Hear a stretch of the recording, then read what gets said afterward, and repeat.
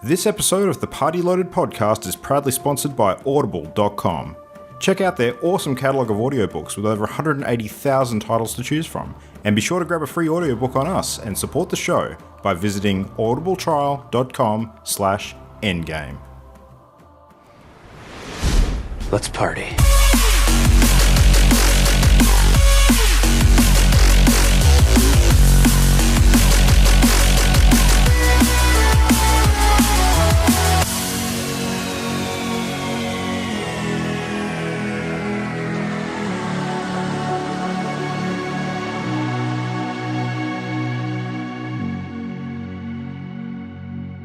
Welcome, one and all, to the Party Loaded podcast for the 10th of April, 2018. This, of course, is your weekly hit of everything great in the world of video games. I am one of your hosts, Lou Kratelik, partying up tonight with I guess we have to call ourselves half-loaded tonight because I am here with Christian. How you doing, man? Good, man. Good. How are you? I'm good. So it's a boys' night tonight. We're just going to hang and do a duo show. Because Jam unfortunately had a tragic accident and cut herself shaving, so while her chin heals up, we'll have to forge on. I can hear her seething from here already. I know, this is entirely for her, because she's going to switch off after this point and then we're fine. So, no, we were joking before though, it's actually sort of worked out a little bit fortuitously because, despite us obviously preferring Jam to be here, this does give us a very unique opportunity in a week that is, as it happens, a Hearthstone expansion release week to talk about something that we both like. That's right. No one can stop us now. No, that's it. I mean, any listeners out there who hate the shit out of when we harp on about Hearthstone, don't worry.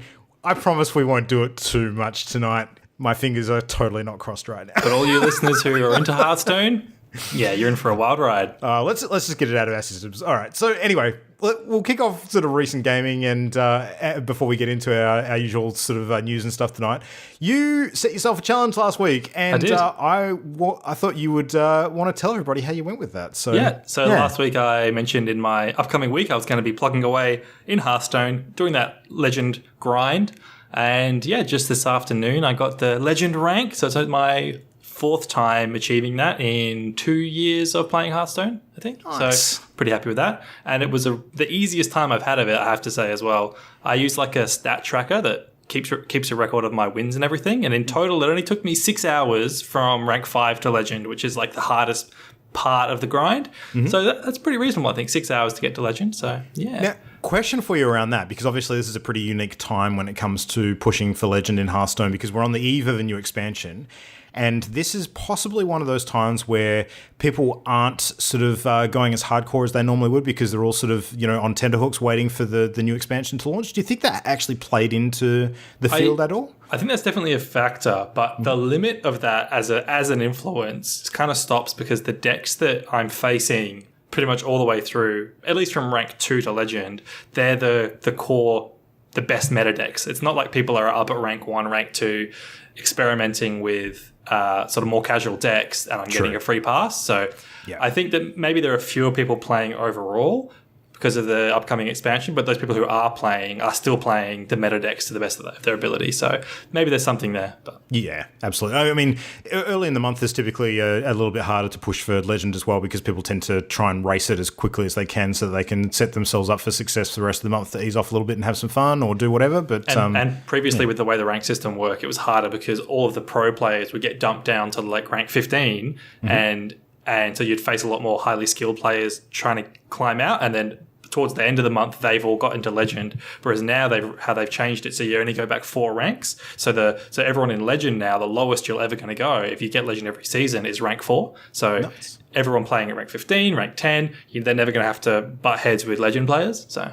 Yeah, it makes total sense. So have you actually got like a bit of a list of what classes you've achieved legend with now? Are they 4 different classes or have you actually repeated on a few of them? I've repeated on Pirate Warrior, I think. I have to admit, I played a bit of Pirate Warrior. So I think I got twice with Pirate Warrior. This time was Spell Hunter.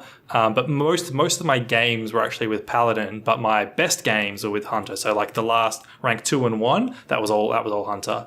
Yeah. So I've done Paladin, I've done Warrior, and I think it was Zoo Warlock was the other class I've done it with too. So okay, yeah, which is a tough one to do it with because the games tend to be quite long. So yeah, well, actually no, I guess with Zoo maybe not so much, but yeah, no, not Zoo. Yeah. Yeah. I'm actually keen at some point to have a crack at trying to do Legend rank in Wild. I think that would be a very interesting ride, depending on when you attempt it. So, yeah, that's... Yeah. I'm too... I actually dusted all my old cards, or most of my old cards, because I'm just like standard all the way through. I don't have the Wild drive. Mm-hmm. No, it makes sense. I think it's a very, very expensive hobby as it is, but it's even more so when you're trying to cover both of those bases for sure. So, yeah.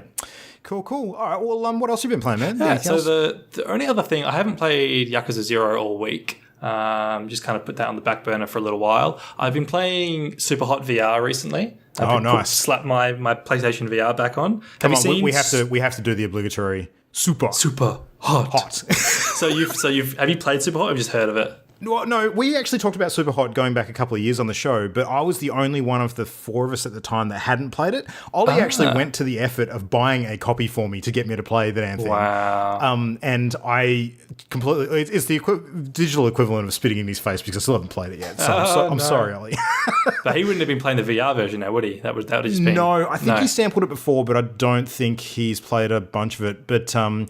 the only reason I haven't played it is because I got distracted by other things at the time. Like, I know it's a good game. It's the sort of game I know I'll enjoy, and I will play it at some point. I just haven't done it. So, yeah, tell me about the VR version. So I think, like, the desktop version I'm sure is great, but the VR version, it just seems so perfect. So, quick recap for people who don't know. SUPERHOT is a shooter game where the key mechanic is time only moves when you move. So if you stay dead still, all the enemies are frozen and all the objects are frozen in midair. And as you move, things slowly move around you. And you're always placed into little scenarios. And it makes me think heaps of like the Bourne Identity movies, where it's these sort of close quarters scrambles where you grab the gun in midair, you grab a bottle with the other hand, you shoot the gun, throw the bottle, the guy you've shot drops his shotgun, you pick that up, you flip around, and you do these crazy little scenarios. And you can sort of take your time to think about it because you can stay dead still and kind of just glance around the room. It's and literally Matrix bullet time. It is Matrix bullet time. Yeah, you can actually see bullets whiz past your head. You can block bullets by like holding objects in front of them, and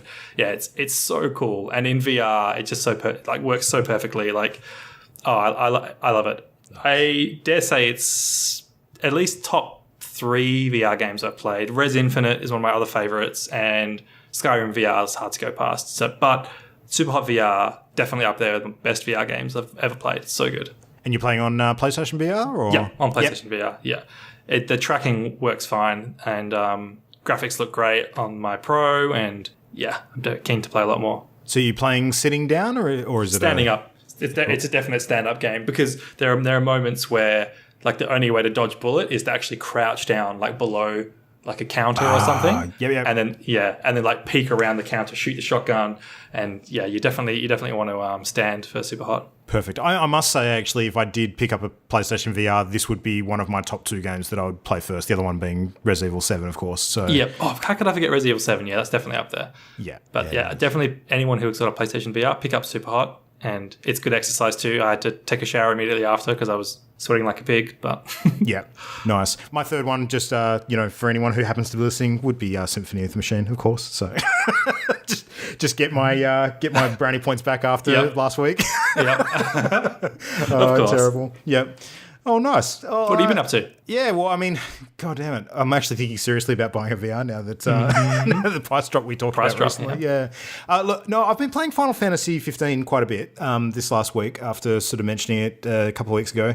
I was wondering whether it was actually a good idea picking it up again or not, because I'm effectively going to be blocking out a good couple of weeks this month for upcoming travel. And that's going to prevent me from playing it like at all up until the end of April, when a couple of the really big things are dropping for me. So, I'm going to be literally dropping everything I'm playing to get started on Yakuza 6 and God of War when I get back, because they arrive just in the last part of my trip. So I'll be kind of chomping at the bit to get into that when I arrive back. So I don't know. I'm kind of probably going to get about halfway through this game and then come back to it in a couple of months' time, which is fine. I've done it before. I'll do it again. The learning curve is probably not going to be quite as steep the next time.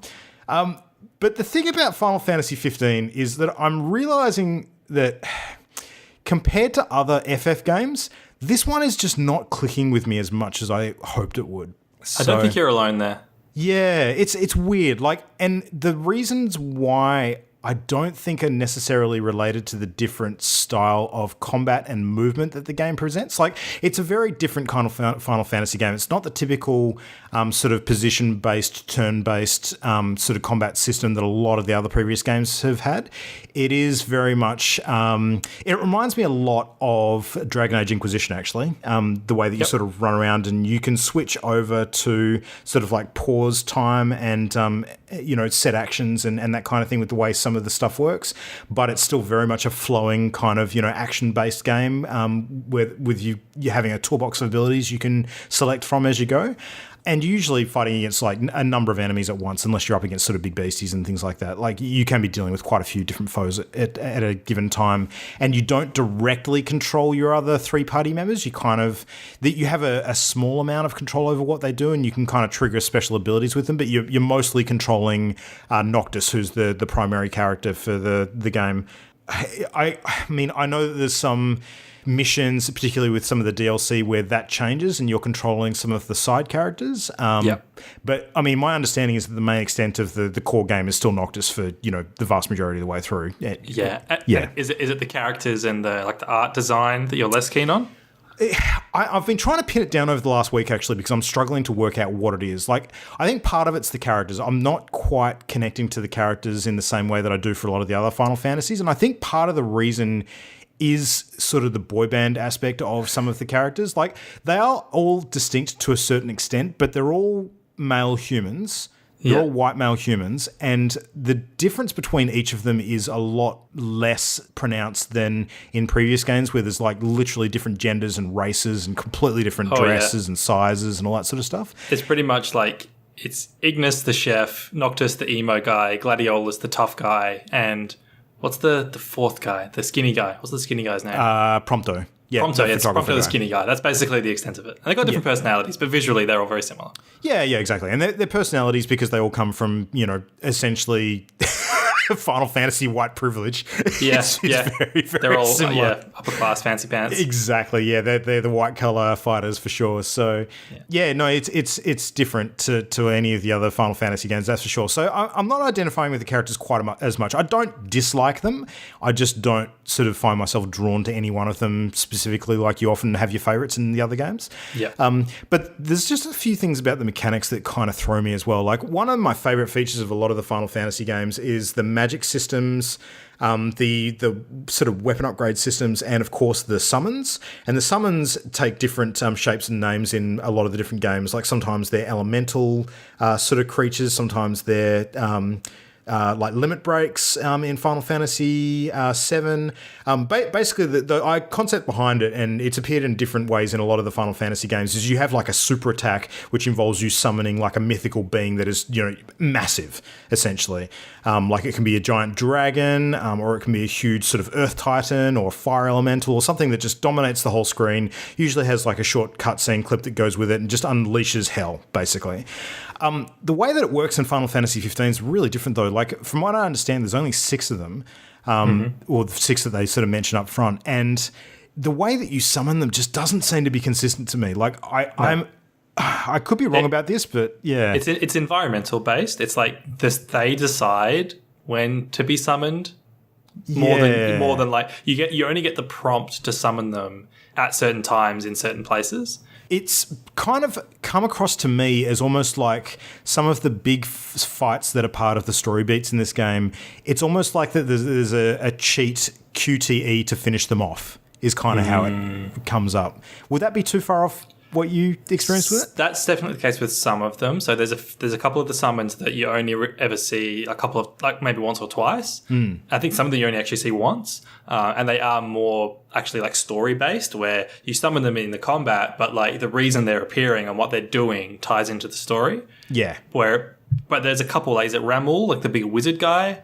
Like Rasmus or something? Like the big like wizard guy who throws a lightning bolt down. He's more of like whenever you're running around in the big green field, he's got a chance of being summonable there. But there's only a couple that are like that. And then there's the like Atlas guy, whatever his name is, the big like dude who was holding the rock. Yeah, there's only like a couple of them that you can actually summon like out in the field, and the other ones are all story based. Yeah, okay, that's kind of what I thought. So it's one of those situations where I think I'm getting a little bit frustrated because I can't see the mechanics. Yeah. So I actually don't know what level of control I've got. And when things are sort of popping up randomly and, appear to be taking player agency away from me to sort of finish off a scene, I'm not as big a fan of that because it seems like I'm cheating. Sure, so, yeah, it's a weird one. Like, the world itself is okay. I think some of the side characters are okay. There's a few of them that are a bit one note. The story really does seem to sort of hold a lot of the information about what's going on close to its chest. Like, I'm only getting snippets of it as I go along and sort of painting a picture of what's going on very, very gradually. And it's actually stopping me from becoming invested in the world around me because I feel like there's still too much that I don't have a clue what the hell is going on. You're absolutely not wrong there. Like, before Final Fantasy 15 came out, Square Enix released Final Fantasy Kingsglaive, which is like an animated movie, and that's basically that's the prequel to the story, and that explains like who Noctis is, why they've had to leave the city at the start, what happens to his father, everything like that. That's all in the animated movie Kingsglaive, and then they released Brotherhood, which is like an animated miniseries, like a anime miniseries, and that explained each of the main characters and their relationships with each other.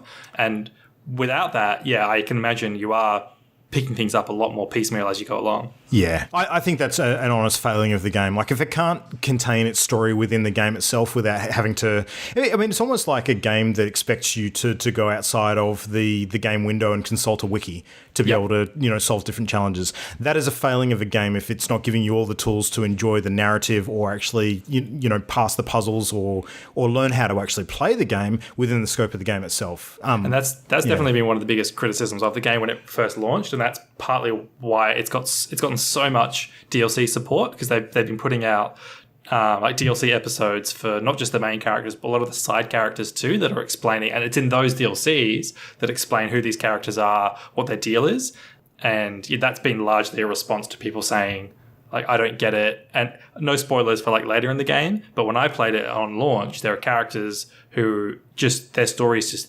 stop and you never find out what happens, or character just dies and you don't know who killed them, why they died. There's one character who flips from good to bad and you don't know why he flipped from good to bad. And like, it was pretty frustrating, and it has taken all these DLCs to explain everything. Wow. Okay. So I'm up to about chapter 7 or 8 at the moment, I think. So basically what you're telling me is that I've got some times where I'm going to be super pissed off coming up ahead. I think it's from chapter... There was one notorious chapter. I can't remember what it was. It was like chapter 11 or something. And it's like quite a fundamental shift in the game. And that's one that the developers directly pointed to. And they're like, we're not happy about this chapter. We apologize for it. We're going to fix it. I'm not sure what the state of it is now, but it was definitely talked about on launch. If it's chapter 13 where they actually had like a big patch that came out that reorganized the content? That was probably it. Yeah, chapter 13. Yeah. That rings a bell. Yeah. All right. Well, interesting. Overall, I'm still enjoying the game. I think it is a fun game to play with those things as considerations. So it's not quite the Final Fantasy that I know from a lot of the others. I would, having not even come close to finishing it just yet, I would say this is no way going to be my favorite of the series, because I think there's a few others that head and shoulders are standing above it at the moment. But I'm still going to finish it. We'll just see how long it actually takes me to do it. Should be all right. But I did play something else during the week, which was totally different and quite a bit of fun. So I happened to hear about a game on, I think it was a recent episode of the Giant Bombcast, and then Darcy, who we know from League of Geeks, was actually playing it on stream a few days back, and I caught a bit of that and thought, hey, this looks fun, I'm going to check it out. So I picked up a little game called Minit. That's spelled Minit.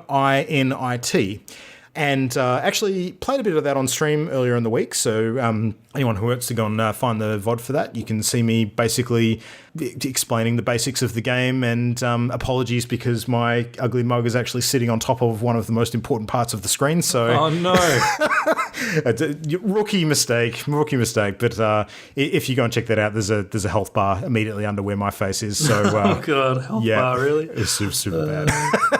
But yeah, that's at twitch.tv/partyloaded. But you'll get the general gist anyway. So it's a really simple kind of top-down adventure style game, very reminiscent of the early Legend of Zelda games in the way that they kind of control from a top-down fantasy world perspective. Probably the first Zelda more than Link's to the Past. Link to the Past is probably a bit more modern than this. Is it screen-based or scrolling? It is screen-based, so it's more like the first More Zelda. like, Legend of Zelda, yeah. Yep. But it's also black and white. So the graphics are very minimalistic. It's quite decent, though. I mean, I don't mean to undersell it. I think it still looks quite good. I've seen screenshots of this now that you mention that. It's kind of like Undertale-y looking. Yeah. Actually, that's a good comparison. So it's like Undertale meets the original Legend of Zelda. So you play as a little character whose name escapes me. I don't know if it's even mentioned. It's probably not relevant. But the general gist is that you basically... You wake up in a little farmhouse and you go out and you're sort of exploring, and then you find this sword and you pick it up. And it's similar to swords in these styles of games where you actually need it to be able to like remove obstacles, so you can cut down bushes, so you can actually move past onto the next screen, that sort of stuff. But as soon as you pick up the sword, the main mechanic of the game kicks into gear, and basically you have a minute before you die. And then you respawn, and then you have another minute before you die, and then you respawn, and the game continues like that. So basically, you play the game a minute at a time, and as soon as that 60 seconds finishes counting down, you respawn back at your home base. So the real challenge is actually trying to make incremental progress, even though you're resetting every 60 seconds. It's like Majora's Mask on crack. Yeah, it's a bit like that. But it sounds super frustrating. But it's not, because they do it like a puzzle. Like, there's actually certain parts of the game where, like, unless you set out to complete a challenge very first thing as soon as your spawn starts, you're not going to get it done unless you spend the whole 60 seconds on it. So, and there's actual mechanics that come into play later where you actually have to create shortcuts for yourself by completing various tasks so that you can actually complete something else within 60 seconds because your way is not impeded. Like, it's not just outright blocking your way, it's just slowing you down just enough so that something's unachievable until you remove the obstacle. So it's really cool puzzly in that respect, yeah. And you pick up various items and things as well. Does the world reset after a minute, or does your progress stay? Like, if you kill enemies, do they respawn? That's an interesting question. It's a bit of both. So some stuff stays the same. Enemies in particular and characters that you interact with are pretty much the same every time you respawn. It's almost like they reset. Any key items that you collect, though, you keep. The way that it sort of works is there are coins that you can collect which sort of stay in your inventory, but other than that, there's a few sort of key items like a watering can, and there's a camera that you can pick up, and if you collect them and then you die, those items sort of appear immediately outside your home base, so you can just pick them up on the way out. Okay. And you can generally only carry one of them at a time, so you have to actually make a choice what you're going to carry around, and that's part of the puzzle as well. But there are also a few extra home bases around the map. So you can actually move from one to another one, and then you start respawning at the new base. If you can make it there in 60 seconds, that is. And that allows you to sort of do sideway progress into different areas as well. Like there's one bit in particular where you actually have to like work out how to get a boat working again and find someone to actually, sail the boat for you and take you to another island. And when you jump on the boat, like it literally takes just about 60 seconds to actually sail to the other island. So you've got to do it straight away or you lose your opportunity. And when you get to the other island, there's actually a hut there that you can jump into straight away and it becomes your new home base. And I can't remember if the first time I did it or not, I like just missed it and had to redo it because I ran out of time. I think I had a couple of false starts on things like that. But yeah. Sounds like I might find that frustrating. I thought I would, and I didn't. It's actually really fun. Like the music for the game is pretty cool. It's not super repetitive. I think it actually does change up enough that it doesn't sort of, because a game that's repeating itself every 60 seconds, I think that would be a real risk. Like you don't want to sort of get stuck into a forever Groundhog Day style loop of the audio because that would be very infuriating. But it's not. The characters that you interact with, there's a bit of humor in there as well, which is quite good. Some of the puzzles are quite interesting. There's a thing that I'm working towards at the moment where you actually have to, you find a shop and the shop sells running sneakers, and the running sneakers actually cost you 7 coins to buy, and coins you sort of find every so often amongst the map. I think I'm up to about 4 or 5 coins now, and as soon as I find the extra 2, I'll be able to pick those sneakers up, and I know that that'll allow me to access new areas because I can move more quickly to get to them before I die each time. So Yeah, but man, I would recommend it at this point. Like, it's only $10 US. Okay, and Steam? It's on Steam, yeah. So super small download. Easy install. Definitely doesn't soak up operating power at all. But I really enjoyed it. It's just a lot of fun. So I don't think it's a super long game. I don't know how far into it I am. It might provide a good few hours of entertainment yet, but. Yeah, man, just check it out. I think it's a speedrunner's dream for sure. Oh, I'm sure. Yeah. Yeah, it is exactly built for that kind of activity. So it's good. I want to see people break it and like get much further than they're supposed to be able to in a minute through crazy hacks. Yeah, possibly. The thing is too, like the minute thing is linked to the sword that you pick up in the early game. Like, it's actually cursed. So I'm wondering if at some point you can actually change, remove, or modify that curse so that it actually like alters those parameters and maybe gives you like 2 minutes instead of a minute, and that opens up a new level of challenge or something. I don't know. It'll be curious to see. So that's Minit. Sounds good. All right. Well, I know that if Jam was here, she'd want to talk about basically falling, head deep into Sky Factory and Minecraft again, because she's been absorbed in doing a bit of that. So we have Sea of Thieves a little bit this week, but don't really have any new thoughts on that game apart from the fact that I think I'm going to hit my limit with it very quickly. So we'll see. Just through like lack of new things to do, or yeah, pretty much. Like we got caught in a loop the other day where we actually took on another rival sort of crew, and unfortunately we got trapped in the water, and they were on the deck of our ship, and we kept on respawning, and they just kept on blunderbussing us. So we just got full on griefed. Yeah, we got griefed for a good sort of 10-15 minutes, just respawning constantly and trying to wrest control of our ship back from them, and it was our own fault because we picked the fight to begin with, and it, by extension, it was my fault because I encouraged the rest of our crew to actually do it. Right. So, no, let's complete the mission. No, let's pick a fight. Yeah, I was a cool guy. But yeah, no, I think that's still a legitimate problem with the game. So, when they address a few of those things and add some more content, I think that might be something I'll come back to and give a bit of a better look at. But no shortage of things to occupy the attention in the coming weeks, that's for sure. Speaking of which, anyone who is having their attention occupied by the many numerous Battle Royale games that are still in vogue at the moment, a couple of quick updates by way of news for PlayerUnknown's Battlegrounds and Fortnite. So PUBG has actually just added, which is live already, I believe, a special event that is a shotguns and melee weapons event. So this one is designed to get everybody up close. It's called Tequila Sunrise. And it is based on the Miramar map, which is the basic sort of map. But you have no other weapons, and this is on no other maps. It only spawns shotguns and melee weapons. So this actually does sound like a fair bit of fun. If you jump in, get some armor, get some shotgun ammunition, run around with your saucepans and just have a good time, I think that could be a different way to play that game, which might add a bit of freshness to it. So being able to like run around in the open without the fear of just like ping, you're dead. Yeah. Suddenly, yeah. I think it's a game that, like in that mode, there'll be a bit more cat and mouse as well, because when you've got a shotgun, like you can't reload very quickly and every shot counts. So laying in wait and setting traps for people, I think will be the way that a lot of them operate, which is pretty fun. Like, you've really got to be careful when people do that kind of shit. So it's, a bit of hide and seek action kicking in, which is good. That's probably the only way I've won solo without any assistance myself. So. But Fortnite's taken a slightly different approach with their content updates. So they've got the latest update has actually added vending machines to the game. Now, this is weird but kind of cool. So the way that it works is the materials that you gather in game. So you can sort of gather your wood building material, your concrete, and your steel. You can actually spend that in these vending machines, and there's only a few of these dotted around the map. They're not super common, but if you find a vending machine, they have different colors. So you might have like a white vending machine for common items, a green vending machine for uncommon, and so on and so forth, up to the legendary gold sort of color. And the amount of materials that it costs you changes by the vending machine type. And basically, if you put the required materials in, it spits out a weapon of that rarity. So, and it's random. Okay. So. Yeah, it's kind of like an in-game loot box that's sort of done on the fly using in-game resource, which I don't know. I think it's okay.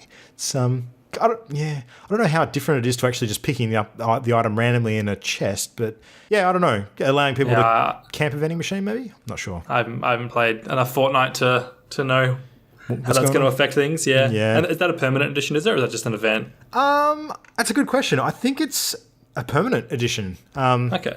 Which I don't know if that'll change if they add additional maps to the game at a later date. Might be something they mix up a bit, but I don't know. There's also another updated game mode, which is called High Explosives version 2, and that basically just allocates a lot more grenades and rocket launchers on the map for players, so you can run around and just blow shit up a fair bit more than usual. Which I don't know. That sounds kind of cool. Playing games with high area of effect explosives is good for people like me who can't shoot for shit. So. That's why I play Farah in Overwatch, that's for sure. Oh, man. But, all right. Well, speaking of updating games, they recently announced the Spyro Remastered trilogy. So this is coming to PlayStation 4 and Xbox One. And it's the first 3 games in Spyro. So Spyro, Spyro 2, Ripto's Rage, and Spyro Year of the Dragon. Mm-hmm. And they're getting the Crash Bandicoot treatment, the full basically redevelopment. So it looks very, very nice compared to the somewhat crappy PlayStation 1 graphics. Yeah. And it's being done by Toys for Bob, which is the Skylander folks, which is suitable because they were the last people to have their hands on Spyro anyway, because I believe he was actually in Skylanders. Yeah, he was. I think he was in a couple of the different sets, actually, which makes me wonder if they would just be using those up-to-date assets for Spyro or completely starting from scratch and designing new ones. It would have to be from scratch, because I think that even that's probably a little bit dated now. Yeah, I would think it'd be from scratch, but... did you play the Spyro games? No, I was never a Spyro kid. I know someone who was, though, who let out a very excited little squeal when, over the text when she found out about it. Imogen's a huge Spyro fan, so yeah, she was getting very excited by this when the news came out during the week. So I think I was just a couple of years too late for Spyro. I think I don't know whether it was the game, like the platform games, I'd moved on since the N64, but just something didn't grab me about Spyro. Spyro to me was, because I think the first Spyro game was PlayStation, like original PlayStation, wasn't it? Yeah, It always sort of struck me as Sony's answer to Mario and Sonic. Like it was kind of them trying to create their own mascot. Yeah. There were a couple of like weird, janky, well, I thought of them as janky, like 3D platformers on PlayStation, like Gex. Gex 3D was another one, and none of them really seemed that great to me, so I think I steered clear of them, but I'm sure that's offending a ton of people out there who absolutely love Spyro because apparently they're quite good, but I just didn't play them. Yeah, I think 3D platformers maybe didn't take off the way that people anticipated because 2D platformers just worked so tightly from a mechanical sense, but I mean that's the kind of game that they really did need to showcase on PlayStation to give it that sort of different position in the market at the time, because it was the platform for that kind of thing. So yeah. But no, I don't know. I'll check it out. It's a classic, and a remastered trilogy. Sounds like fun. So I'll probably I might give it a look. Speaking of something that nobody gave a look to, the developers of Lawbreakers, which were, I can't remember what the studio name is, but Cliff Blazinski's studio, the old Gears of War developer. They have announced a new game, which is called Radical Heights, and they're jumping into the Battle Royale craze. So, Lawbreakers was their previous game, which was like an arena shooter, and that bombed like famously and didn't do very well at all. Boss Key Productions is the name of Boss the Key company. Productions, that's it, yeah. So now they're jumping into Battle Royale with Radical Heights, and it's got this whole like 80s shtick to it, kind of like zany, kind of Vice City look, lots of purples, and I don't know, like... It reminds me a little bit of Saints Row kind of thing. Well, actually, the thing they mentioned in one of the articles I saw during the week was like a callback to the old Smash TV. I loved the shit out of Smash TV. Smash TV was great, yeah. Oh, so good, yeah. So I think that's different enough to what's out there at the moment. Fortnite adding vending machines into the game, maybe the difference is less by the day, but I think I don't know. Not doing the super hyper-realistic sort of combat, I think, is a good move. My prediction is this game fizzles. Like I think that Battle Royale with Fortnite now in the conversation, I think that it's too steep a hill to climb for a newcomer. I think that you're right. I also think that they are scrambling to make this thing work, though. They've only had this in development for about 5 months. So it can't have been long. Yeah, I don't know if that's a good or a bad thing. I mean, if they're nimble enough to be able to... they could be using some of their existing work on Lawbreakers to repurpose it for this. I mean, it's not like they didn't do a similar thing with Fortnite. That's right, yeah. So, I don't know, maybe they will be agile enough to take advantage of it, but, like, they need to look at all of the other stuff that's made those games successful. They've got a huge fan base, like all the content creators and the streamers out there. There's a certain momentum that exists for those games that's really hard to tap into. It's a perfect storm that has passed in a way. So I think so. I don't know. The whole Battle Royale thing, I'm very curious to see how many new Battle Royale games we see at E3 this year. I think it could be both a worrying and a predictable trend. I think maybe we'll see a couple of Battle Royale modes, but I think a lot of the big studios probably either still earlier in development or are steering clear of the craze, knowing that it's going to... I'm hoping that they've got smarter minds behind them and they know that it's kind of reached its peak and it's only going to be too tough for newcomers. Yeah. So I think if I was ever going to design one, I'd go full meta with it, and I'd go 100 game studios drop onto a map with their Battle Royale games. Oh man, Battle Royale. Yeah, pretty much. I like it. All right, well, speaking of Final Fantasy from before, there has been some news this week for Final Fantasy 15. Apparently, there are 4 more episodes coming out next year. So that's a bit, like 4 whole DLC episodes. That's kind of cool. I like the fact that I can look forward to more content on that game that I am currently playing. So now they have broken down a little bit of the detail around these 4 episodes. So each one of them, similar to what they've done already with the main 4 sort of guys that form the core of the game, they are going to feature each episode around like an individual character, like not these 4 guys, but other sort of side characters that exist in the game already. So one of them is going to be a side story all about Luna Freya, who's kind of Noctis's love interest throughout the game. Well, that's her second one. Oh, she's got one already, has she? She's got one already, yeah. Ah, there you go. So maybe a follow-up for that. There is another Noctis one, which it seems to be like the final battle kind of sort of story content for him. So I think that'll be designed to wrap up all of the additional content that they're putting together. It's like a, put a bow on it kind of thing. And there's a side story for Arjun, who I've met. So he's a bit of a... I don't know, he seems like a bit of a double agent character from what I see so far. And one that I haven't encountered yet, I don't think, which is Aranea. So who's that? Aranea is awesome. She's just this like badass army general of her own like private mercenary group sort of thing. Oh, okay. And I love her character design. I think she looks awesome. And she didn't get nearly enough time in the main game. I really desperately wanted to hear more about her, but... So that if anything's going to bring me back to Final Fantasy 15, I'm tempted for episode Aranea because I think she's really cool. Interesting. All right. Well, so we don't know exactly when they're going to come. They will be sort of mostly next year, as I mentioned. But apparently that last episode will actually feature a grand alternate finale for the entire game. So, yeah, this is going to be like the final package. So, or is it? We just don't know. Or is it? Yeah. Yeah. So who knows? The other bit this week that caught my attention, because I'm looking forward to maybe playing this tomorrow, if I've got my dates right. So the new Overwatch event is about to kick off. So last year around this time, they did the Overwatch anniversary event, which was the Overwatch Uprising, where they had the PvE content where you were fighting off a horde of mechs and the original sort of OR 13 units, I think. Something like that, yeah. Orisa units, yeah. And that kind of thing. So it was like, you're basically versing a whole bunch of bastions and the robots that you see in the training area and that kind of thing. There's a horde mode. Yeah, exactly. There's a horde mode. The horde modes for Overwatch have actually been quite good so far. They've been a bit of fun for a while. The one they're doing this time, though, is propelling the story forward a little bit in terms of the events that took place before the current Overwatch canon. And this one is going to have a heavy theme on the Blackwatch, which are kind of like the shadow operatives, the ones that take on the missions that really want to be kept undercover. They're the Black Ops unit kind of thing. Yeah, they're like the Overwatch like special.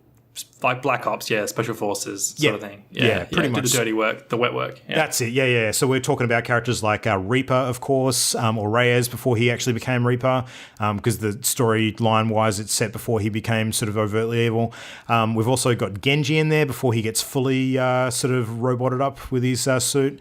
We've also got Moira before she goes too nuts. And the last character... Is it McCree? Yeah, it is McCree. So obviously he's got a bit of a nasty streak to him too, which probably is tempered somewhat in the character that we see in the final version of the game, but he certainly has a history. So But yeah, they're going to be the playable characters for that mode. And foes that they're going to be up against, there'll be a bit of a mix. I think that Doomfist is one of them, from what I understand. Sombra is one of them as well. Not sure who the others are, but they'll probably have a mix of characters similar to what they did for the Junkenstein's Revenge thing. And, different bosses appear at different moments of the fight. So, but yeah, that kicks off tonight, I think. So looking forward to playing that. A whole bunch of new skins and things to the game, all the usual loot box shenanigans that they do with Overwatch events. So, it's pretty much rinse and repeat for a lot of those. Have you seen many of the skins? Do you know which one is your favourite so far? I saw that Maisie in pajamas. What the fuck is with that? See, that's perfect. I saw that announced, and then I saw some people being like, this is stupid. It's not even nothing to do with the event. But it's because at that time, May was in cryostasis. Yep. And she's wearing her pajamas in cryostasis. So it actually, for the time that the event is set, it's perfect for her. Yeah. It's good. Yeah. Plus, I'm sure there's other reasons too. Oh, yeah. Yeah. Catering for a certain sort of audience. But anyway. Oh, yeah. That's all right. I like all that sort of stuff. I'm not as focused on, getting this sort of chase skins for Overwatch events anymore, because I know deep down the likelihood of me actually rolling the one that I want is very, very slim unless I want to sink a bunch of money into that game, which I'm not going to do. So, yeah. Yeah, that craze is kind of past for me. I think I've got enough coins to pick up the Moira skin, because I think I like that one the most out of all of them. Mm-hmm. But I'm probably not going to dump money on more loot boxes. Yeah, absolutely. All right, well, I think we've been good. We can reward ourselves with a bit of a nice news item to finish on, which I know we've been keen to talk about. So, the Hearthstone Witchwood expansion is coming later this week. By the time you're listening to this, it will be out. Yeah, boy. And they had the final card reveal last night, which I stayed up again to a stupid hour to watch, and I'm glad I did, because holy shit, there was some stuff. Before sort of getting into any details about the expansion itself, there was one little tidbit that they sort of covered last night, which surprised the hell out of me. Did you see the stuff on the deck borrowing update that's coming into the game? Yeah, I didn't stay up for this reveal stream, so I only got the news this morning that, that's a bit what a surprise as well, because they put out the patch notes for the upcoming expansion already, and it wasn't in there. So that's really cool. Yeah, they kept that one under wraps really effectively. So, I mean, for anyone who doesn't know, at the moment, there's really no trading mechanisms in Hearthstone. It is a collectible card game, but you can only sort of craft cards to add to your collection by basically breaking down existing cards into a dust currency and then crafting what you want from that, or opening them at random. You can't actually trade with other players. And that is both a good and a bad thing, because I think removing trading from the game sort of does cut down on the amount of exploits that could happen with a game, that kind of model. But it does mean that it does have quite a tough sort of barrier to entry when it comes to getting into it, because if you want to be competitive and, if you want to play against people who actually have a decent collection, you can find yourself outclassed quite easily in the opening stages of building up your collection in the game. It's tough to compete with some of the tougher decks that have some of the rarer cards in a greater frequency. But this new ability is actually going to help new players to really get around that when they're playing against people that they know, because this will actually allow you, if your opponent agrees, for you, when you're playing against a person, you can actually use their collection of pre-made decks to actually select your deck from. So say, for example, my understanding is that the way it works is that I could have, say, 9 decks built up and sort of saved in my game, okay? So they're the decks that I might select from. You can have up to 18, but let's say I've got 9. So they're the ones that I select from whenever I'm doing any activity. They're the ones that I've kind of, put together, and I have a saved list, essentially. When you enable this feature, I think what it would allow you to do, if I'm playing against Christian, I could then give him the option to pick any of my existing sort of decks that I've pre-built and actually use one of those in a game against me without him actually taking ownership of those cards after the fact. It's only borrowing for that match. Yeah, that's right. So on the interface, it has the button down the bottom says borrow deck. Mm-hmm. So when you're selecting which deck you're going to use to face a friend, you can click borrow deck, and then it flips to their 9 decks, and then you can look at them and choose one there. So yeah, it's really cool. Yeah, I think it's awesome. And I think that even for quite competitive people, it's a really good feature, because when you're trying to, do testing to improve your matchups against a particular deck style, you can literally set up your own gauntlet, if you like your own set of test decks, and then get a friend to actually help you run through those matches and practice them. So yeah, for sure. If someone's prepping for a tournament or something, they can say that they can create all the decks that they're anticipating that they're going to face, and they can say, "Hey, buddy, can you just run me through some games, and you can borrow these decks that I know I'm going to be facing, and I can practice against them." Yeah. That sort of thing. Like it's fantastic. I think it's awesome. Yeah, totally did not see it coming either, so it's a very nice surprise. Yeah, and for more casual players too, when so say with a new expansion coming out, if you've got two friends and they both open 50 packs and get a couple of legendaries, then you can like sort of experiment amongst yourselves and figure out which legendary cards amongst your collections are stronger, and then decide if the other person wants to then go and craft that legendary. So like you can kind of play test all the cards together more easily and figure out what you want to craft. Yeah. Which is really, really super user-friendly, which is good. But I mean, the rest of the reveal was pretty exciting. They had Sean Plott, a.k.a. Day 9, on with Ben Brode doing the whole sort of, play test and launch spiel. And those two are like my favourite Hearthstone casting duo ever. They're fucking hilarious. They're so good. They're hilarious. Yeah. Ben Brode's laugh just like cures cancer, I swear. It's so good. Absolutely. And, Day 9 just knows exactly how to riff off him as like the, he's a bit of a bumbling fool when he wants to be, but in a completely entertaining way. Like he knows his craft and he knows it well. So, yeah.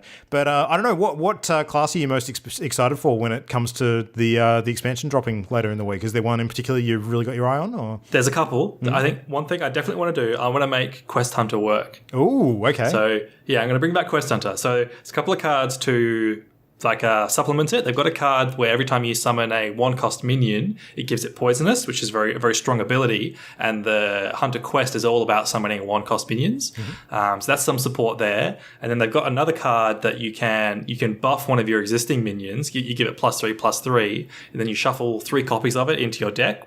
And those copies are already buffed. So that can also help with, because you're needing to play very cheap minions, you can be drawing into those minions, but they've got some stat buffs, they've got some stat increases. And it also has the crazy potential in the dream scenario where the quest reward that you get for completing it is a card that when you play it, it puts 30 new cards in your deck. And if you can use this buff card on that minion, you can get 3 more of those in your deck. Oh. So you've got, so it's Queen Carnassa is the name of like the quest reward. If you can shuffle 3 more Queen Carnassas in your deck, then you're potentially putting 30 times 3 cards into your deck. That's the crazy dream scenario. Holy moly. Yeah, that's nuts. I vow to accomplish that at least once. Yeah, that's pretty wicked. I did see that, and I was tempted to play around with Quest Hunter, but the one that have really caught my attention, I actually think I'm going to try and play a minion-heavy mage deck. So, they're kind of pushing that a bit. It's interesting. Yeah, it reminds me, like, back in the day, there used to be an archetype around, like, the mech mage, so it's a mage deck that sort of goes a bit easier on the spells and actually plays with a whole bunch of sort of mechanical constructs, which have, like, a mech faction type, and obviously anything in the game that sort of buffs a mech type card has a bit of synergy with a lot of those. So it reminds me a bit of that, but I don't know, it just seems like a different archetype for mage, like not relying on your big blasty fireball type zappy spells and playing with a few more dudes, which is just different and appeals to me because it's something unique. But I tell you what, I'm going to be playing around in Wild with one of the new cards we saw on the the release stream, which was the Shudderwock, which is kind of like a Jabberwocky type creature, but every battle cry effect that you've played throughout the entire game up until the point that you play him, he basically triggers on himself. So it creates these strings of ridiculousness. He triggers them all. They don't all. The targets are chosen randomly? Only if it is a battle cry that usually requires a target. Otherwise, it is like if it's a battle cry that affects the thing that it battle cries off of. Like, say, for example, there's a card called Saronite Chain Gang, which its battle cry is it creates a copy of itself. So if the Shudderwock triggers that battle cry on itself, it's creating a copy of itself. So right, that's crazy. This thing is nuts. I'm going to play it in Wild and just come up with the most broken shit I can possibly imagine. It's going to be hilarious. Wild, you can use the Doppelgangsters that summons 2 copies. Oh, Jesus. Yeah, that's... Oh, my God. I forgot about that. Anyway, getting into the weeds. We shouldn't talk too much more about that. Oh. It's going to be a good time. If you want to see some more Hearthstone action, Christian and I have been talking about our streaming plans. So you'll probably see a bit of that on Twitch in the coming week or so. So there you go. But yeah, all right. Well, let's move on to our major topic for tonight. So we were chatting during the week, and Jam came up with a fantastic idea, and then bailed on us. So we're going to talk about it without her. So we're going to talk about something that has been a bit of a trend with games for quite some time now, is the sort of time period between when they're first revealed to when they actually come out and we have them in our hot little hands. So we want to have a bit of a chat about sort of the journey from reveal to release, and some of the considerations and impacts of games sort of being promoted over that period, and how long is too long, and basically whether the hype can be maintained during that kind of period or not, and what things are at play. So I don't know, what sort of comes to your mind first when we're thinking about this kind of topic? So from reveal to release. Yeah, so I think the biggest thing for me is it's the time. It's how early should you announce your game, and how much of it should you show off. And there's definite mistakes that can be made there, and it can depend on the particular game, and the sort of the credibility that the studio has can affect that appropriate time. Yeah. But I think that there are definitely a lot of games that are announced too early, and there are fewer games that are announced too late. I think that's something that came to mind earlier. Is I can think of many examples of games that are announced too early, but I can't think of many examples of games that are announced too late. So I think we should probably clarify, what do we consider an announcement? Because on one hand you can, and one recent example I can think of this is actually Shadow of the Tomb Raider. So Shadow of the Tomb Raider, we found out about the existence of that game about a year or two ago because someone actually spotted some design documents on someone's laptop on a train that they shouldn't have. So, and then obviously that hit all the major news sites, and all of a sudden everyone was aware that there was another Tomb Raider game in development. But that wasn't an announcement at all. We didn't actually get an announcement until just recently, which is about 6 months before the game's actually going to be coming out. So that I class as a leak. That game leaked early, and I'm sure that creates a tense situation for the publisher, where they're like, do we rush out the announcement of our game now because people already know about it, or do we just play quiet and wait? And that seems to be what they've done with Shadow of the Tomb Raider, and Assassin's Creed. What was the latest Assassin's Creed game? The Egyptian one? Origins. Origins. That had a similar thing where that was leaked onto Kotaku a couple of years before it came out as Project Osiris, it was called at the time. And but everyone knew that there was an Egyptian Assassin's Creed game coming out, but it wasn't actually announced until much later.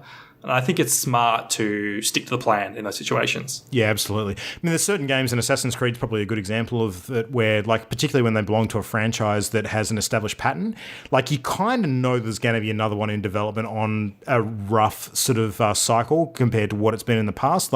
We know there's always going to be another Call of Duty game on the horizon. We always, we know there's going to be another Battlefield game on the horizon at some point.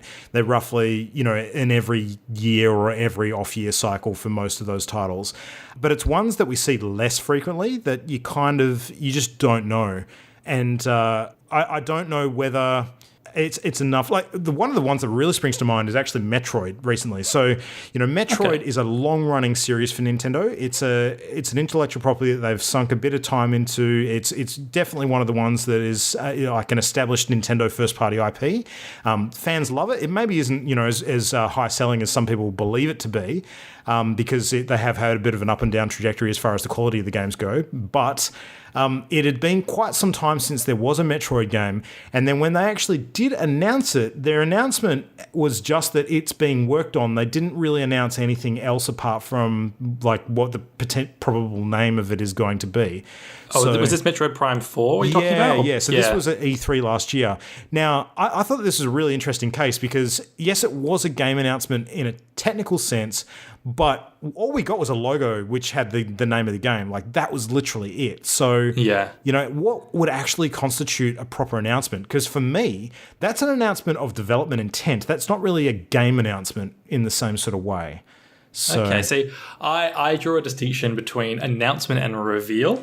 So you could call it arbitrary, but I class that as a game announcement, that they've said, we are announcing this game as a title for our platform, but they haven't actually revealed the details of the game. What does it look like? When is it coming out? Who's developing it? That sort of thing. So I think that Metroid Prime 4 has been announced, but they haven't revealed it to it. It revealed it to us yet. So that's probably a good comparison. And I guess the danger there is that there's a long-running history of games that have been announced that haven't actually like been revealed, maybe in some cases at all, because plans have changed and development has shifted to other priorities and things like that. So I think some people call that vaporware. It's like a name, like industry word for games that are announced and maybe screenshots come out, but then it just disappears into thin air. Like StarCraft Ghost, it's famous vaporware. Duke Nukem Forever, is that what it was called? That was vaporware for the longest time before it tragically, unfortunately, came out. And probably one of the most famous of all time, Half-Life 3. yes, Half-Life 3 is vaporware at this point, despite the memes. Yep. Prey 2 was the other one, which, kind of got rebooted and then ended up being a completely different game when it finally got done. So don't announce your game unless you're pretty sure it's actually going to come out is a good rule. Yeah, I think. I think in this case with Metroid, Nintendo were probably right to announce it because it was there was a few more things playing into it at this point. It was kind of like giving the consumer base of the new platform confidence that it's one of the things they were looking at, and also because Metroid Prime Federation Force, which was kind of like in many people's eyes who loved the Metroid franchise, a bit of a abomination use of that IP. It was a move to restore confidence as opposed to actually show anything of substance. So it's almost like Nintendo saying we're not going to fuck you. We're going to do the right thing, and that's it. I came up with like a loose rule that I think developers should abide by, and I think that it's okay to announce or tease a game that's 2 years away, but no more. And if you're showing a trailer for your game, it should be under 1 year away. So I don't want to see a trailer for a game if if it's still more than 2 years, and I think that's too much. So like recently, Death Stranding is an example where that they've shown too much of that game and it's too far away. And I think that it creates a situation where the hype kind of deflates because you're like, oh, this game again, this is the 33 I've seen. Death Stranding, I'm kind of losing my hype a bit for it. So I think 1 year for trailer, 2 year for announcement is my rule. Okay, that's interesting. So, and I guess what happened with Silent Hill sort of PT was an example of where things can go wrong because, obviously that was teased ahead of time with a playable sort of trailer, hence the name, and never actually got built into a full game because, sort of studio politics got in the way and plans changed and things like that. So because of fucking Konami. Yeah, exactly. Yeah, we know all about how that went down. But, but by the same token, I don't think anyone, as much of a tragedy, it's a Firefly getting cancelled and now hitting season 2 level tragedy that we never got a proper Silent Hill game out of PT. But by the same token, I think everybody's really happy that PT at the very least exists as a result of the way they went about it. If they hadn't have announced it at all and it had never have happened as a result of stuff going on anyway, at least we got this absolute classic sort of product out of it the way it did go down, despite the tragedy linked to it. So I totally agree. I think PT is a really interesting kind of flashpoint in gaming history, and it's like an artifact now. The PlayStations that still have PT, like mine, are sacred items. No one wants to delete PT because there's no way of re-downloading it. So it is this artifact from this weird time in gaming history. Yeah, absolutely. Yeah, so I think it's interesting to sort of talk about time periods. Something that occurred to me today when I was thinking about this as well is that you could probably draw some parallels between the games industry and the film industry when it comes to the reveal to release sort of cycle. But if I was to compare the two, I don't know how you feel about this, but I get the feeling that the cycle timing for reveals and trailers for films seems to be a lot more sort of consistent than it is in the games industry. For films, it's almost always that you'll get a trailer, a rough window before a movie comes out, and the information about it being filmed, is a bit more variable on top of that. But at that point, you really don't know what the movie's going to be about. You just know that it's going to exist at some point, provided it doesn't melt down during production. But when it comes to the games industry, the time period that is linked to a product before it launches, from when you actually see the first actual thing out of it to when it finally comes out, it seems to be vastly different compared to the film industry. So, I agree. I think that the film industry seems a bit more standardized, and I'm sure it's something to do with the nature of the mediums. Perhaps with films, there are I don't want to say there's less competition because there's tons of movies out there, but are there would you say there are fewer major film studios, and so Like, there's less competition for having to... Like, Disney, for example, they don't need to get people super psyched up to see the next Marvel film. They don't need to announce it, like, 2 years before it's out and have this long cycle of, oh, here's another trailer, here's trailer number 2, here's trailer number 3. They can kind of just pack it all into the 3 months beforehand. Yeah, I think Marvel films are an interesting case because they almost don't want to tread on their own toes when it comes to promoting those movies. Like, I think you don't really... Like, they're typically doing around 3 or 4 Marvel films a year now. I think 3 is probably the standard for most recent years. And you don't really want to be heavily promoting, like, the second Marvel movie of the year before the first one's even come out, because then you kind of switching focus too quickly.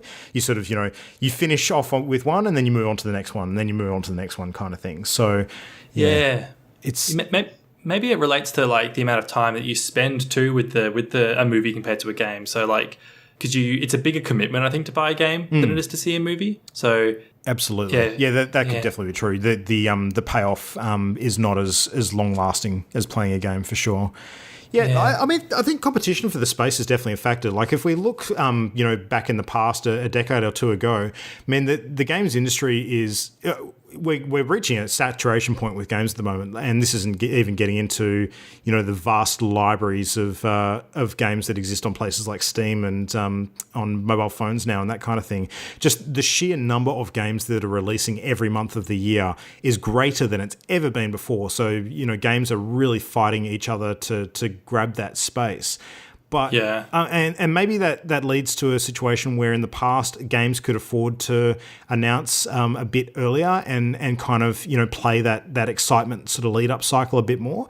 But in this age that we're living in now of instant gratification, people wanting to binge watch TV shows and consume an entire series in one hit, and they don't like to wait.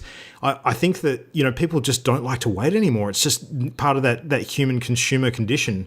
We just don't get excited by long tails of launch sort of marketing like we maybe used to. It's just not as tantalizing as it once was.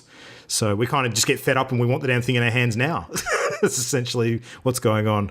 I don't know. Do you think that your approach to that personally as a consumer has changed any over time? Or yeah, I think the way I see game releases has definitely changed. Like, I remember as a kid, like I'd see a screenshot of a game in a magazine and be like, oh, that's cool. Like, I remember Pokemon Stadium in an N64 magazine, and I wasn't really fussed when it was coming out. Maybe it was going to be this year, next year, something like that. But it was just cool that it existed. Whereas now it's more sort of, the cycle is more of a machine, and it's like, you see a trailer, you get an announcement, and you get driven into this like hype cycle more. Yeah. It's more of a competitive hype cycle.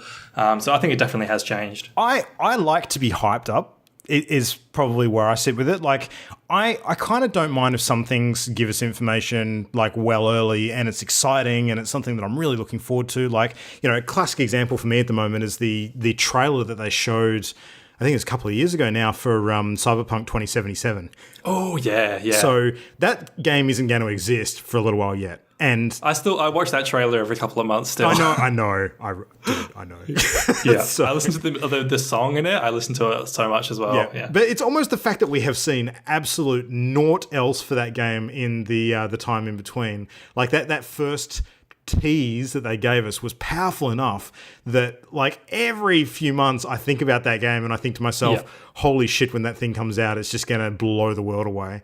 And I'm still hyped for that thing, and probably even more so because there's been absolutely no further information about it. Like, they haven't even tried to sort of keep blood in the water, if you like, and keep the sharks swimming. Like, they want people to be blacked out until they've actually got something significant to show now. So I think that's the exception rather than the rule, though. Like, I think Cyberpunk and a few other games occupy like a unique space where they're allowed to get away with that, because it's just something about the ingredients of like CD Projekt developing it and this, like the setting, the Cyberpunk setting in the trailer, where it's like a bit of a perfect storm, and it like just convinced me so immensely straight away that I was in for the long haul of the dark period when nothing's being talked about. I would agree. Whereas a lot of other games I don't think can get away with that. I think Naughty Dog is good at getting away with that as well. They've certainly done Rockstar. Rockstar for sure.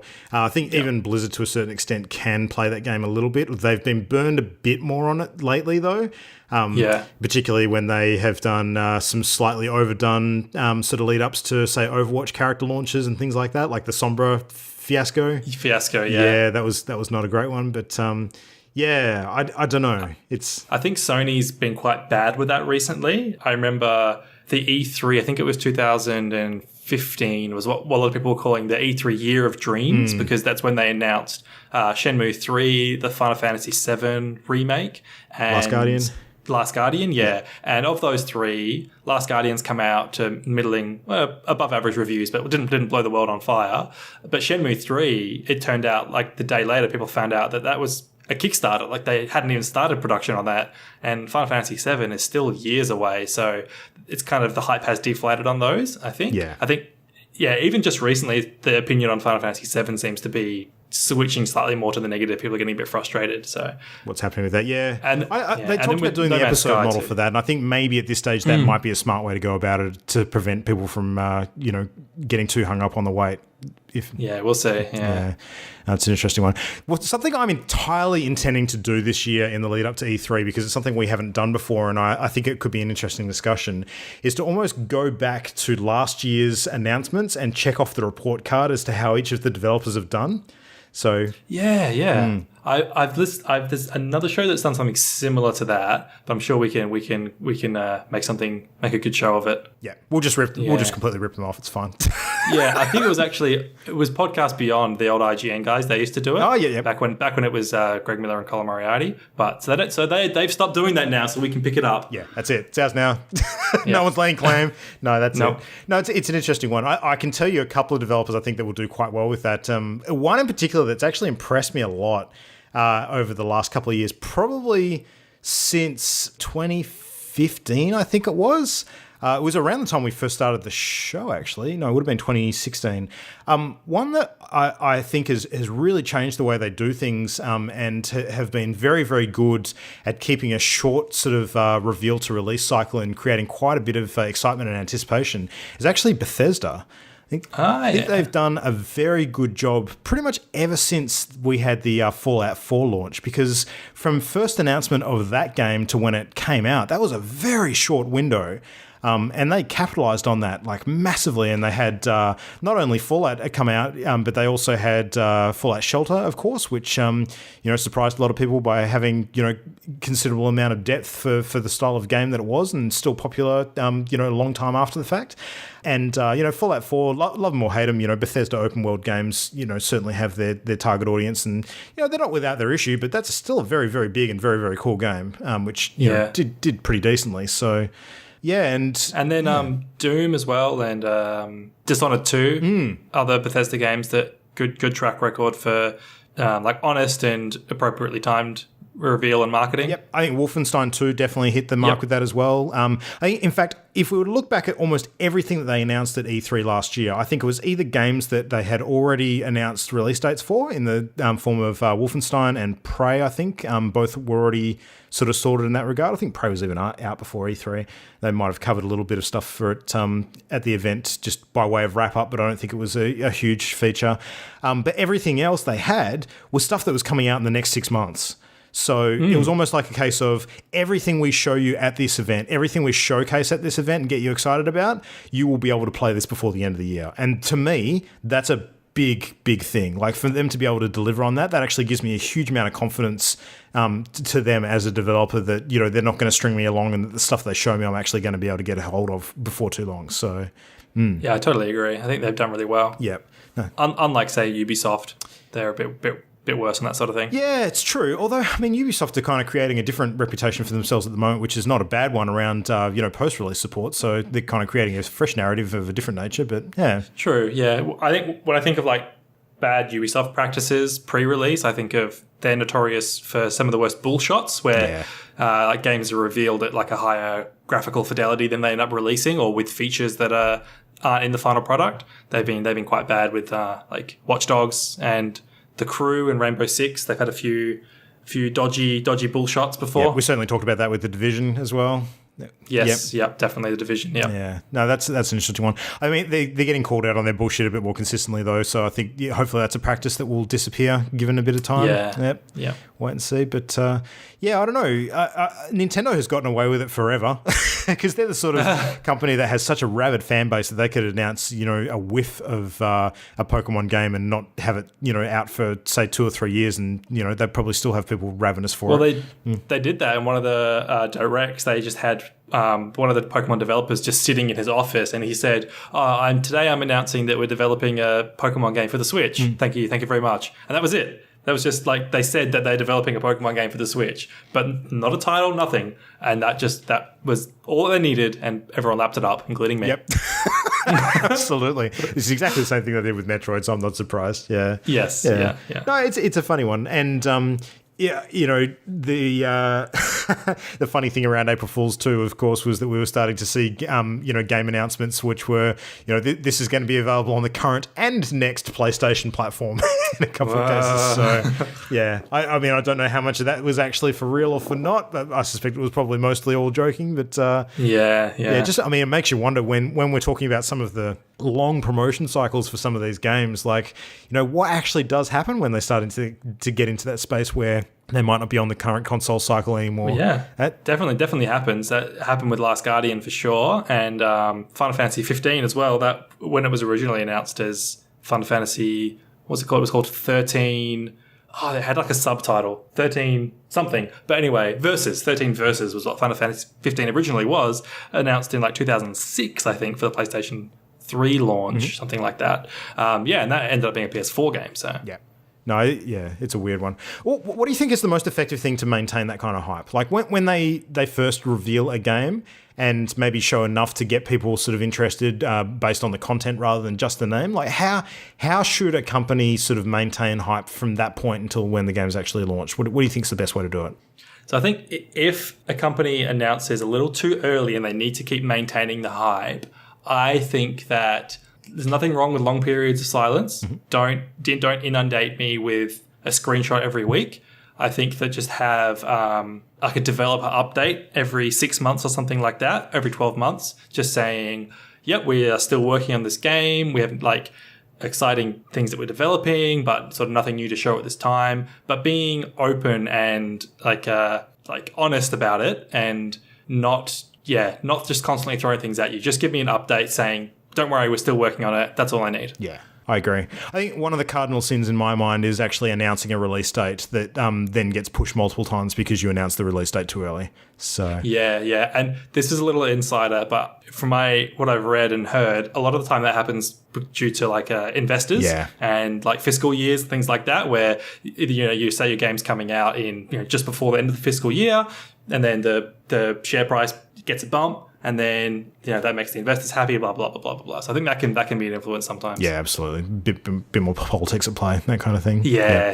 I think we certainly saw that with games like Mass Effect Andromeda and so on and so forth. But, I mean, from a consumer angle, I would hope that people are maturing to the point now where they realise, because we've seen too many cases now where this has gone badly, that it is always better to hold off launching a game until it's properly cooked. A game that is released late can still be fantastic, but a game that is undercooked and released before it is finished is going to leave a sour taste in people's minds forever.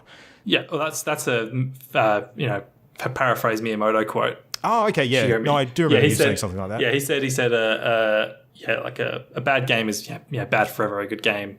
I can't remember the exact quote. You basically said it. But I think what was funny about that is that in this day and age, it's only half true, because with all the like post-launch support patches and everything, you can fix a game. You can fix a game after release, but you can't fix people's opinion of the that bad taste you mentioned. You can't always fix that. Absolutely. Even if you can't fix the game. And even if you do fix the game, if there's nobody still playing it, like a la the ripping the microtransactions out of Mordor Shadow of War. Yeah, true. How much benefit are you actually going to get out of that? So, yeah. Yep. No, it's an interesting one. All right. Well, I think we can probably start thinking a little bit about some of the things that we hope to see at E3 this year coming up in the next month or two. So that's definitely a discussion we'll have to have, and get our appetites whetted for all the new hype again. But I'm totally going to report card the guys from last year. See how they go. Good idea. That's a bit of homework I'm going to set myself. So there you go. Ride the hype train. All right, well, that's been a good chat. We could probably leave it there for tonight. We do have some fun plans for the next episode, as long as everything pans out. So we should have Jam back on deck for that, and some other stuff going on as well. So stay tuned for that. But in the meantime, if you want to get hold of us, what can you do? You can send us an email to mail@partyloaded.com. We'd love to hear your thoughts on our segments, or your feedback, or any suggestions for topics to talk about. You can find us on Facebook at Party Loaded, Twitter at Party Loaded Show. We have a YouTube channel, youtube.com/channel endgame. We throw every episode up as a audio only video on YouTube. And we have been streaming a bit more actively on Twitch, and that our Twitch channel is twitch.tv/partyloaded. So jump to there, give us a follow, and you'll get a little notification whenever we go live. That's it. We try and update on Twitter when we're sort of planning a stream and that sort of thing too, but we don't have a set schedule just yet, so it's going to be slightly later notice than some other streamers. So make sure you switch those notifications on and follow us on Twitter, and we'll let you know as soon as we're able to, essentially. So yeah. But look out for some Hearthstone streams. Oh yeah, probably at the end of the week. Probably, we'll probably be playing quite a bit of that. The two of us at the very least, anyway. So definitely. Yeah. So I could ask you what you're going to play this week, but I think we already know the answer to that. So. Yeah, I'm gonna play Superhot, and then as soon as Hearthstone's out, I'm gonna just be playing all Hearthstone. Yeah. Sounds good. I'm going to try and legit finish Minit off before too much of the week progresses, because I think that if I don't, that game's going to get totally forgotten and I may not come back to it. So, I'll get that out of the way. I think Final Fantasy can wait. I know I'm not going to finish that game, this month, so I'll come back to that at some point in the next few months, but nothing is stopping me from getting stuck into Yakuza and God of War when that finally hits. So, yes, it shall be mine. It's going to be good.